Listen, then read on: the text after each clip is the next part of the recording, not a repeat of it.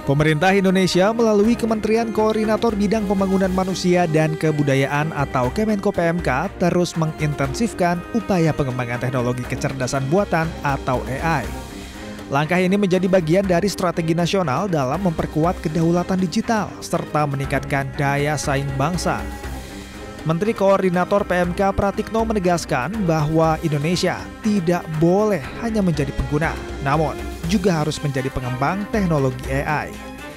Ia menyatakan perkembangan AI yang sangat cepat telah membawa dampak luas di berbagai sektor, sehingga penguasaan teknologi ini merupakan hal krusial dalam membangun kedaulatan digital nasional. Sebagai langkah nyata, Kemenko PMK menginisiasi pembentukan Satuan Tugas atau Satgas Strategi Nasional AI Terintegrasi. Satgas ini akan melibatkan berbagai kementerian dan lembaga untuk menyusun kebijakan, regulasi, infrastruktur, dan pengembangan talenta di bidang AI. Kemenko PMK juga menyoroti pentingnya integrasi AI dalam sistem pendidikan nasional. Deputi Bidang Koordinasi Peningkatan Kualitas Pendidikan Kemenko PMK menyebut penguatan logika, numerasi, dan berpikir kritis harus dimulai sejak dini agar generasi muda mampu beradaptasi dengan teknologi masa depan. Tak hanya itu, Menko PMK juga mendorong pengembangan AI yang mencerminkan nilai-nilai lokal. Ia menyatakan Indonesia dapat berkontribusi kepada dunia melalui kecerdasan buatan yang berkarakter keislaman, kearifan budaya, dan pemikiran bangsa sendiri. Melalui langkah ini, pemerintah berkomitmen untuk menjadikan Indonesia bukan sekedar pengikut, melainkan pemain utama dalam peta global kecerdasan buatan.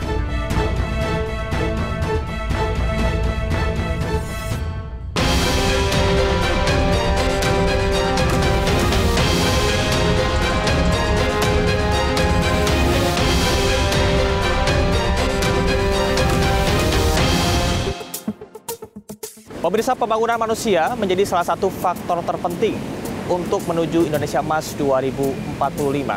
Untuk itu, dalam perjalanannya perlukan lintas sektoral, bagaimana nantinya koordinasi yang dilakukan dengan berbagai pihak untuk mencapai cita-cita tersebut. Hari ini saya akan berbincang bersama dengan Menteri Koordinator Bidang Pembangunan Manusia dan Kebudayaan, Profesor Pratikno.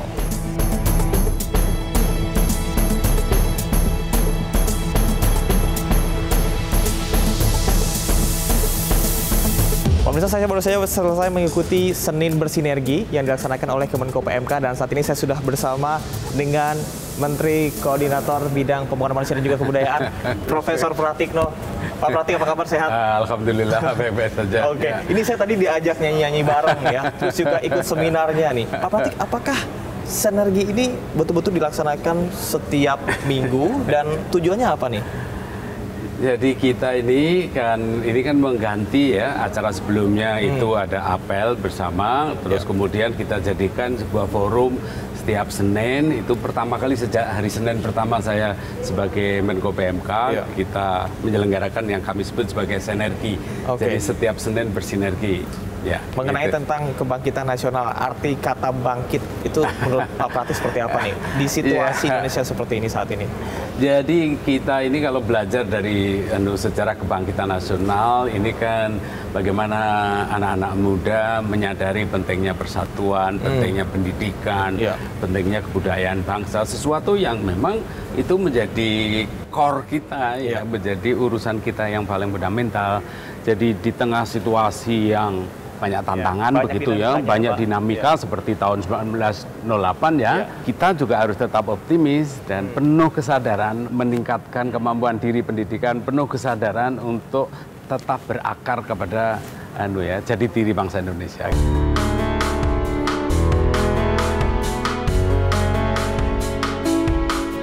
Mas Damar ini gebyok ini. Gebyok? Gebyok Jawa. Mengapa? Karena kita ini kan Kemenkoan ini tanggung jawab untuk urusan kebudayaan juga. Iya. Jadi kita ngangkat ini salah satu kebudayaan Indonesia lah. Oke, jadi tergambarnya di sini ya Pak ya? Ini ukiran dari kayu jati, tetapi model finishingnya agak beda ini. Ini di sandblasting ya, disemprot pakai pasir supaya yang serat-serat yang empuk bisa keluar. Gitu. Terus kemudian dibakar baru di Venice gitu. Ini implementasi dari kebudayaannya ya Pak ya? Kebudayaan. Kalau ini Samar, ini kesehatan. Oh oke. Jadi ini semacam treadmill atau apa nih Pak Pratik? ini ini adalah sepeda. Sepeda? Ini sepeda statik, Mas. Jadi Anda bekerja sambil... Oh ya, ini kalau saya beacon, ya. Ini kalau saya buka komputer, saya sambil bisa ini buka WA misalnya ya di komputer, saya sambil bekerja. Berarti nggak salah nih Pak Pratik pencetus work-life balance ASN ya? Ya work-life balance. Jadi niat orang itu kan berangkat untuk bekerja. Iya. Nah, seringkali lupa berolahraga. Iya.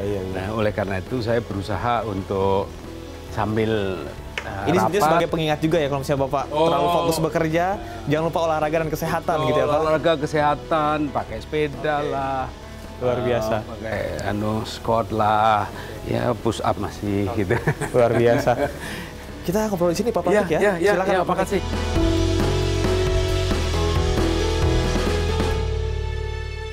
Tadi berbicara tentang kebudayaan ya Pak ya, ada ukiran Jawa di sini, terus juga tentang work-life balance ya Pak. Ini sesuatu yang nggak pernah saya lihat mungkin di menteri-menteri yang lain nih Pak.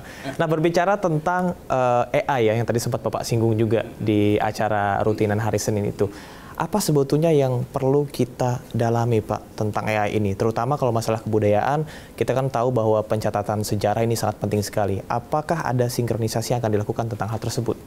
Jadi saat ini Kementerian Komdigi sedang menyiapkan untuk peta jalan pengembangan AI Indonesia.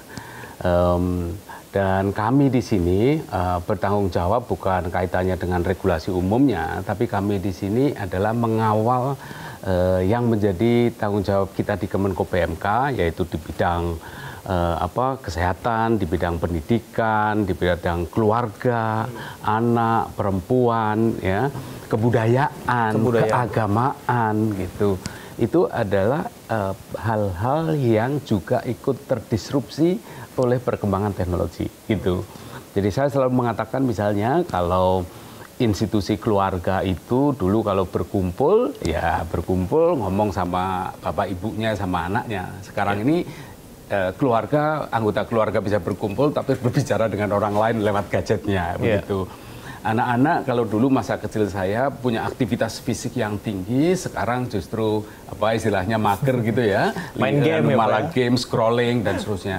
Teknologi itu luar biasa kontribusinya untuk manusia, meningkatkan produktivitas sangat tinggi. Tetapi yang kami selalu perjuangkan adalah bagaimana kita memanfaatkannya secara bijak begitu, memanfaatkannya secara bijak agar institusi-institusi fondasi-fondasi kebangsaan yang menjadi tanggung jawab kami, pendidikan anak, kesehatan fisik dan mental, institusi keluarga, keagamaan, moralitas, mentalitas itu tetap terjaga begitu Mas Samar. Bagian memang AI ini sangat berpengaruh artinya terhadap lintas sektoral ya Pak ya? Iya betul. Jadi kita harus ambil manfaat positifnya, tetapi kita minimalisir implikasi negatifnya. Jadi making the best of AI, begitulah. Making the best AI. Pak Pratik berkaitan dengan tugas dari Menko PMK ya. Mungkin banyak beberapa di antara kita yang masih awam sebetulnya apa Menko PMK, apa tugasnya gitu. Mungkin beberapa di antara kita termasuk Gen Z ini belum mengetahui tentang hal tersebut. Apakah ada langkah-langkah strategis yang akan dilakukan mengenai bagaimana membumikan mengenai tugas dari Kemenko PMK itu sendiri? Jadi kami ini adalah orkestrator begitu ya. Koordinator, ya, orkestrator, memang bukan ibaratnya pemain dalam film gitu, kami bukan bintang yang tampil di depan, tetapi memang orkestrator dan koordinator begitu, ibaratnya fashion gitu, bukan yang berjalan di catwalk, tetapi kami adalah desainnya begitu. Jadi kita berusaha untuk mensinergikan lintas sektor karena satu isu itu tidak bisa ditangani oleh hanya satu kementerian saja. Misalnya contoh kita membicarakan tentang masa depan bangsa kita itu fokus kepada peningkatan SDM anak-anak kita, gitu, anak-anak kita. Nah, isu anak itu kan ada isu kesehatan, isu pendidikan, ya, pendidikan, keagamaan, infrastruktur, misalnya sanitasi, air bersih, asupan gizi. Nah, ini adalah lintas sektor. Jadi manusia yang utuh membutuhkan kontribusi yang sinergis dari semua sektor. Jadi itulah peran dari Kemenkoan, ya, baik Menko PMK maupun Menko yang lain. Gitu, Mas Samar. Menko PMK artinya bisa kita tarik kesimpulan tugasnya ternyata banyak juga ya, Pak Pratik ya. Kita banyak, kita ini ada 8 kementerian yang di dalam koordinasi kami, gitu. Betul. 8 kementerian di bawah koordinasi oleh Menko PMK. Apa tantangan terbesar selama Bapak menjabat sebagai Menko PMK dari 21 Oktober kemarin sampai dengan saat ini? Isu kami yang kami tangani kan banyak, Mas. Tetapi misalnya sebagai satu contoh, isu yang jelas harus direspon sangat cepat adalah bencana. Jadi BNPB itu dalam koordinasi kami di sini. Jadi misalnya ini kan, misalnya sebagai satu contoh saja lah ya, pada bulan Desember, Januari, Februari yang lalu itu bencana hidrometeorologi kasusnya sangat banyak. Ya. Dan kita juga lihat Bapak langsung turun ke lapangan saat itu. Pertama itu kan kita harus tanggap darurat. Tanggap darurat itu adalah mulai dari penyelamatan. Basarnas harus segera turun, dibantu oleh TNI, Polri, dan juga dari pemerintah daerah dan juga para relawan. Itu pertama itu penyelamatan. Habis itu kita bagaimana dalam tanggap darurat itu memberikan tempat yang nyaman, ya, shelter, menyediakan makanan, obat-obatan, trauma healing, ya. Ini semuanya adalah pada saat tanggap darurat. Tetapi habis itu kita harus melakukan rehabilitasi, rekonstruksi, gitu. Nah, itu ada lagi harus membangun huntara, hunian sementara, habis itu membangun hunian tetap. Habis itu mikirkan bagaimana pendidikan tetap berjalan, pelayanan kesehatan tetap berjalan. Itu sesuatu yang sangat rumit, yang bisa membutuhkan waktu bertahun-tahun, Mas Samar. Gitu. Artinya apakah dengan langkah-langkah yang Anda lakukan ini merupakan implementasi bahwasanya pemerintah itu hadir dan juga responsif terhadap masyarakat? Harus, pemerintah hadir dan harus responsif, melibatkan kementerian-kementerian terkait, lembaga-lembaga terkait, sampai pemerintah daerah, sampai TNI dan Polri, itu kerja sinergis.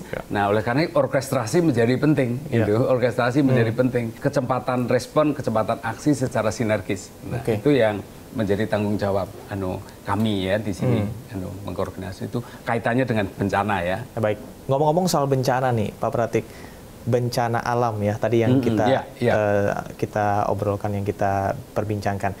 Tapi ada juga bencana sosial, ya, mulai dari gelombang PHK, kemudian juga mungkin ada beberapa kasus tentang makan bergizi gratis yang beberapa keracunan, kemudian juga pihak dari Menko PMK cukup responsif tentunya, ya, untuk mengatasi hal-hal semacam ini.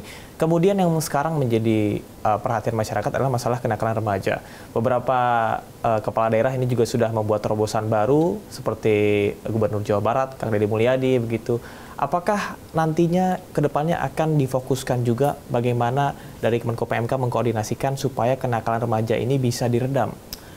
Iya, itu satu krusial, satu isu yang sangat krusial, mulai dari di pendidikan dasar, pendidikan menengah, pendidikan tinggi, dan juga di kepemudaan. Di kepemudaan ini kan Pak Presiden Prabowo punya program-program quick win yang banyak sekali terkait dengan peningkatan SDM. Jadi peningkatan renovasi sekolah, terus kemudian digitalisasi pembelajaran, kemudian ada juga beliau memerintahkan untuk pembangunan sekolah rakyat bagi keluarga miskin, dan juga sekolah unggul. Sekolah unggul Garuda, betul Pak? Ya, termasuk sekolah unggul Garuda. Ini kan concern beliau di bidang pendidikan, ya. Kemudian juga di bidang kesehatan itu misalnya pembangunan rumah sakit daerah, cek kesehatan gratis, sampai kepada bagaimana kita menurunkan prevalensi dari kasus TBC. Kasus TBC ini juga menjadi concern pemerintah, menjadi salah satu quick win dari Bapak Presiden Prabowo, karena kasus TBC kita itu Setiap tahunnya ada kasus baru bisa 1.090.000-an ini diturunkan semaksimal mungkin. Jadi nah termasuk nanti infrastruktur untuk mengurangi kenakalan remaja ini kan lewat institusi pendidikan satu hal.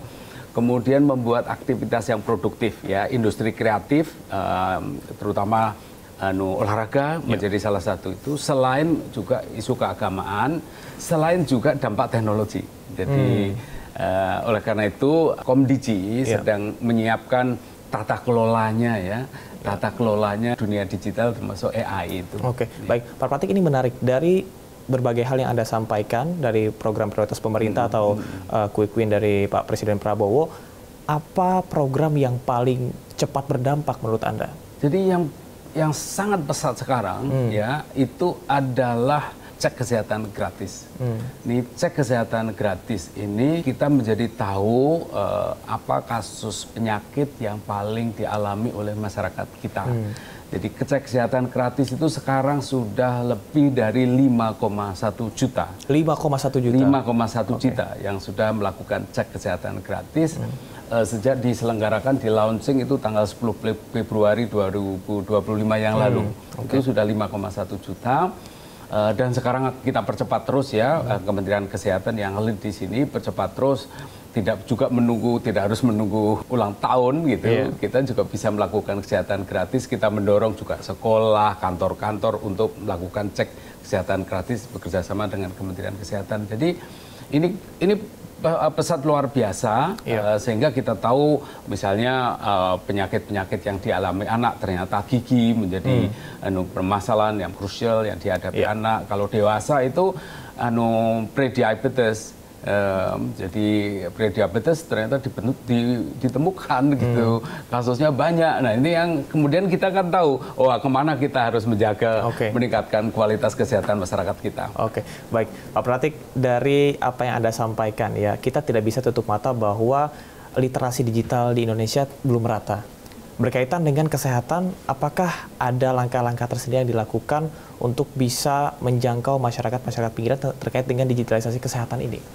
Jadi satu, kalau masalah digitalisasi ini kan ada kaitannya pertama dengan infrastruktur juga. Satu, infrastruktur listrik.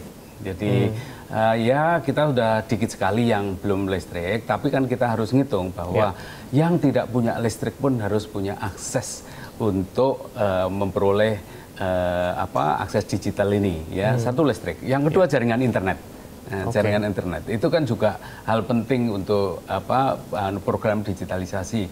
Oleh karena itu misalnya saya kasih contoh yang untuk pendidikan ya, digitalisasi di bidang pendidikan pembelajaran. Jadi bagaimana kita konten-konten yang kreatif, yang advance itu bisa masuk kepada semua anak-anak SD di seluruh Indonesia, anak-anak SMP di seluruh Indonesia. Lalu pertanyaannya bagaimana kalau nggak ada listriknya? Nah, ini ada paket. Satu, kalau diberi sekolah itu diberi smart TV misalnya, nanti disambungkan listriknya menggunakan solar panel begitu.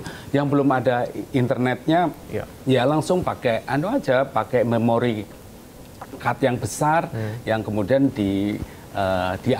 dikirim bersama dengan smart TV-nya. Sama aja dengan dengan kesehatan. Nah, kalau di bidang kesehatan ini jumlahnya kan lebih kecil sebetulnya karena basisnya kan puskesmas.